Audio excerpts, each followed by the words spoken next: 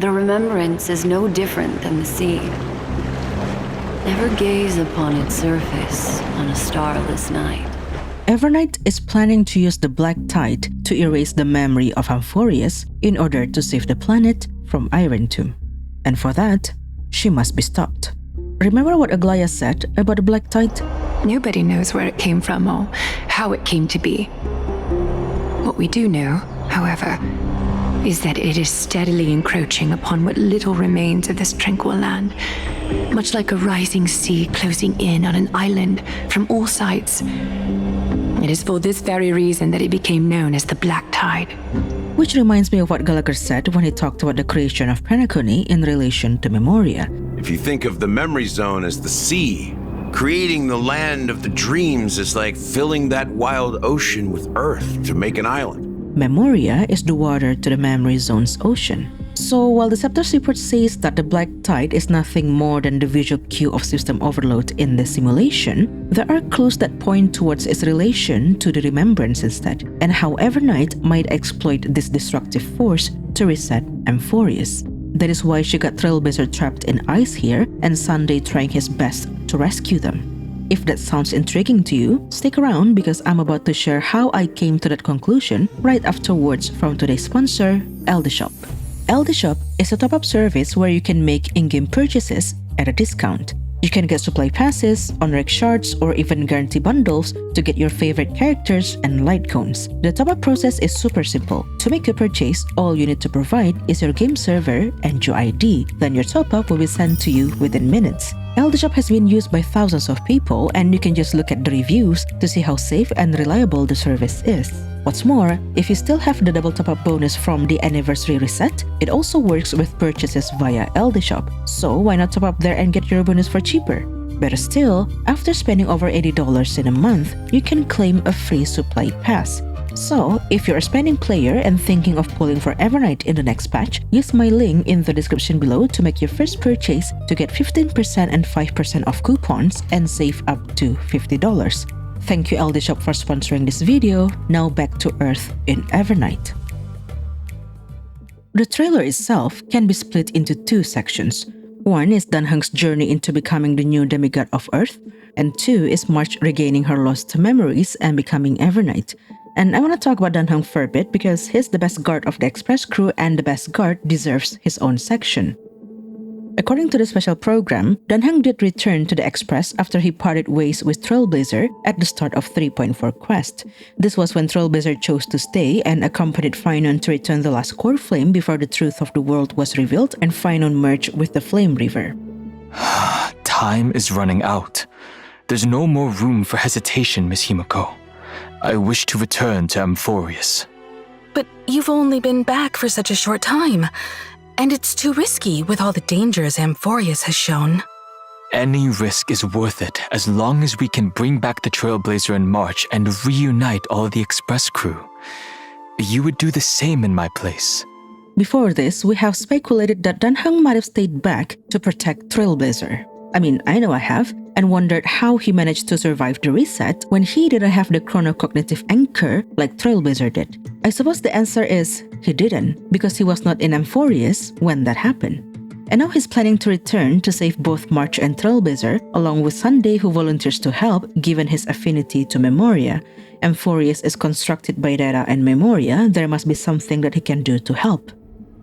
With this new information, know that conversation between Dan Heng and Evernight makes sense. See, unlike the vortex of Genesis where Trailblazer returned Kefli's core flame at, the Titan constellations in the background during their conversation were not lit up. This is the exact same place that Herda arrived at when she projected her spirit data into Amphoreus, the vortex of Genesis that is the lobby to Amphoreus. Seeing that this was where Dan Heng arrived at when he returned to Amphoreus, goes to show that the first time he arrived with Trailblazer, somebody did interfere with the simulation, which resulted in them arriving down from the sky as if into a real planet instead of at the lobby of the simulation. That somebody left their trace in the Scepter's report, granting access to Trailblazer as they waited for them in the past. The same person who left that message in the As of Written book. I wonder who that person could be. Anyway, Dan Heng arrived at the lobby of the simulation, so then, who allowed him inside this time?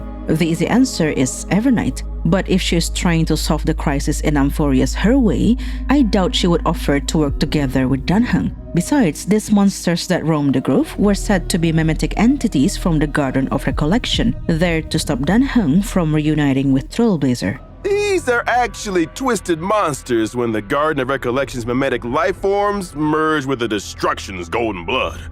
They're preventing Heng and the Trailblazer from reuniting. Since Evernight is related to the Remembrance, she might be the one who summoned these monsters to hinder Heng's progress. Plus, the name of one of the monsters is Judge of Oblivion. Evernight is here to stir the tide of Oblivion. It checks out.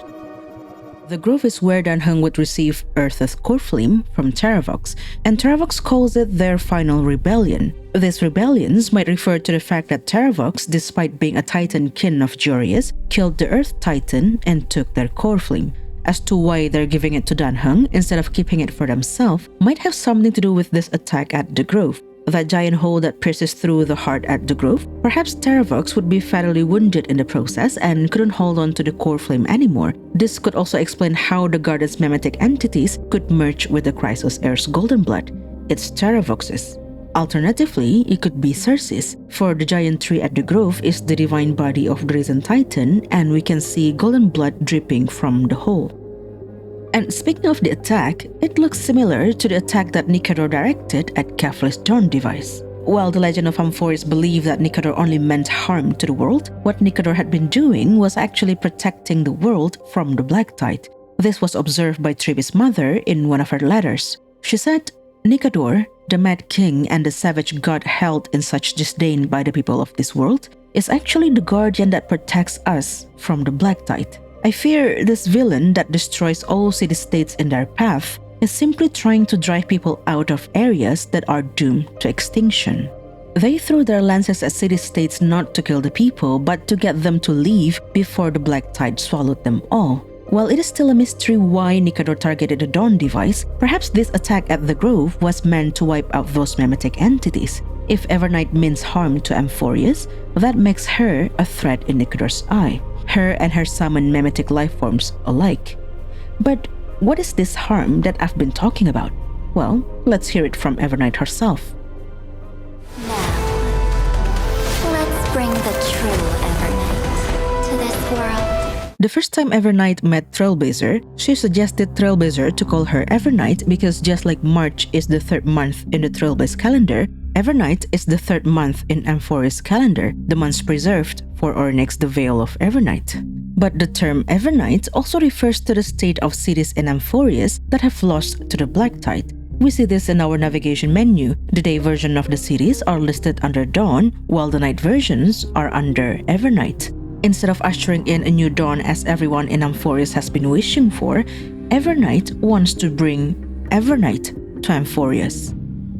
As I've mentioned in the beginning, the Black Tide got its name because to the people of Amphoreus, this calamity looks like the ocean that swallows up the lands of the living. The Black Tide comes in the form of black goo that erodes the living. Should one come in contact with it, they would be corrupted and twisted into monsters, losing their soul as well as memories. But the weird part is, the Black Tide that we've seen so far looks more like corrupted data blocks, like the fabric of the simulation is torn apart and the result is the Black Tide that we see on the floor. It doesn't look liquid-like at all. Maybe it looks like that because we're seeing it from Trailblazer's perspective, who is not from the simulation, a clue to the true nature of the world. Maybe the look is purely a gameplay aesthetic choice, who knows?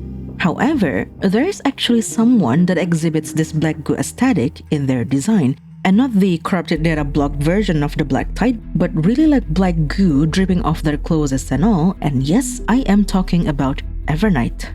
On top of that, she has that glitch thing going on her person that we can see very briefly in the trailer. I'm talking a one-frame kind of brief, but it is there. Yes, I've replayed her part of the trailer too many times to count. That is not the point. The point is, Evernight is glitching. And do you remember what the Black Tide actually is inside the simulation? It's visual glitches displayed by the simulated space when it is overloaded. Evernight is the personification of the Black Tide. So when she said it was time to bring the true Evernight to Amphoreus, she meant to bring the real Black Tide to Amphoreus. Not the digital data corruption that we've seen so far, but actual dark water that will swallow the world whole. Instead of a force influenced by the destruction equation, this black tide could be very well powered by the remembrance. It is the ocean that encroached on the lands of the living, just like Memoria. Just as portrayed in the Deliver trailer, she would use this black tide to swallow Amphoreus. Evernight eating Amphoreus in the trailer is not her being related to the veracity, it is Evernight figuratively swallowing Amphoreus, for she is the black tide that will encroach on the planet. That flood of water rushing out of Yanasopolis at her command, that's the true black tide. Notice how the color is not deep red as the black tide that we've seen so far, but rather pink. The same way the sky turns pink in the next scenes instead of red like after Cypher's lie was unraveled. That's Evernight bringing the true Evernight to Amphoreus. And the reason she's doing that? If a new life is to be born, its seed has to be dead. She wants Amphoreus to be free from the influence of the destruction. As per the current state of the extrapolation, Irontomb is 99% ready to break free. About to go down to 97%, yes, but it's still not looking good for our heroes. If Herda and Scrollum cannot rewrite all of the underlying codes of the program, which has been proven to be a tricky business, Trailblazer might need to continue going through the Flamejuice journey until the progress goes down to 0. If the regression rate is constant, that's at least 49 more Flamejuice journey to go through. Yes, Kaslana have gone through many more in comparison, but they are running out of time now.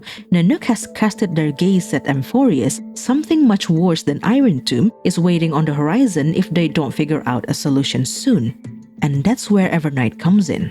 What she wants to do, I think, is to use the black tide to erase Irontomb's deep learning data. She wants to make Irontomb forget all of the learning of the destruction that has been accumulated throughout the cycles, thus neutralizing it. And the problem is, the Crisis Heirs and their Flamejuice journey is part of that deep learning data. For Irontomb to completely forget all of the learning of the destruction, the Crisis Heirs and their stories must be erased as well. And that includes Trailblazer's memories of them.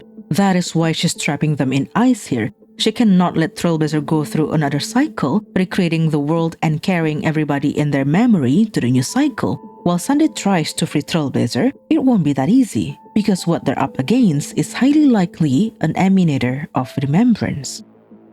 I know, the term Emanator has been thrown out so easily, everybody might as well be an Emanator at this point. And I'm guilty of this crime too for proposing that all members of the Genius Society to be Emanators of Erudition, but there is method to my madness.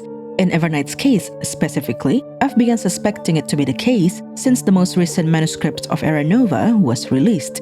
I mentioned it briefly in this other video. The gist of it is that the preview of the 3.6 quest that is related to Evernight talks about the recreation of Amphoreus, the only entities powerful enough to recreate a world, or create a world out of nothing in the Sea of Memoria, are Emanators of Remembrance and Enigmata. For Evernight to be recreating Amphoreus, she must be an Emanator.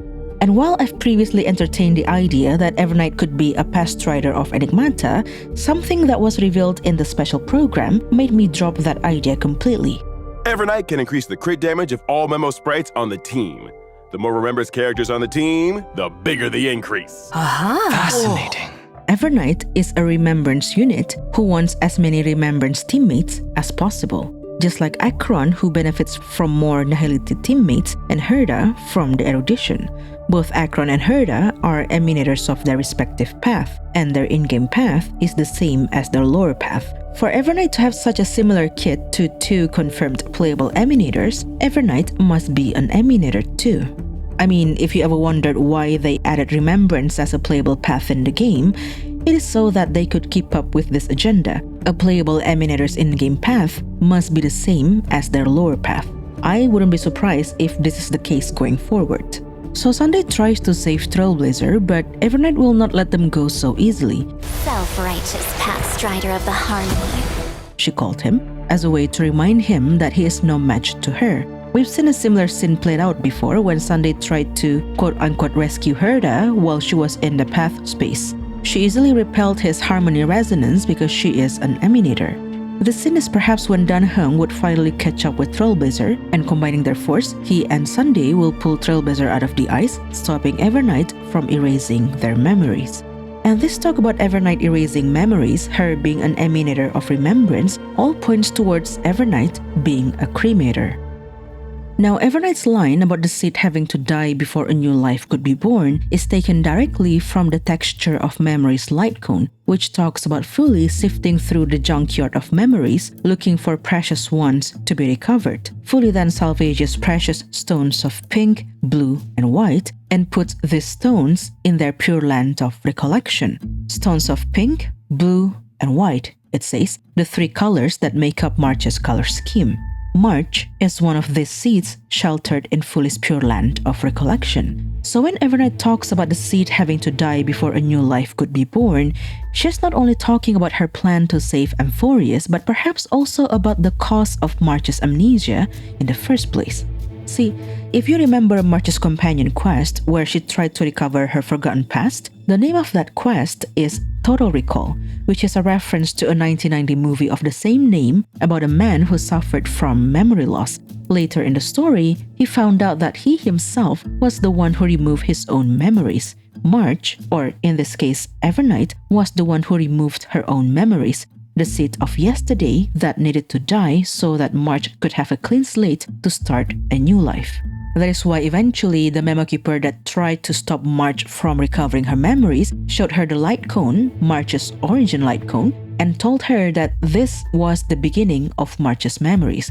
Her being rescued by the express crew was the starting point of her journey because all of her past has been erased by Evernight.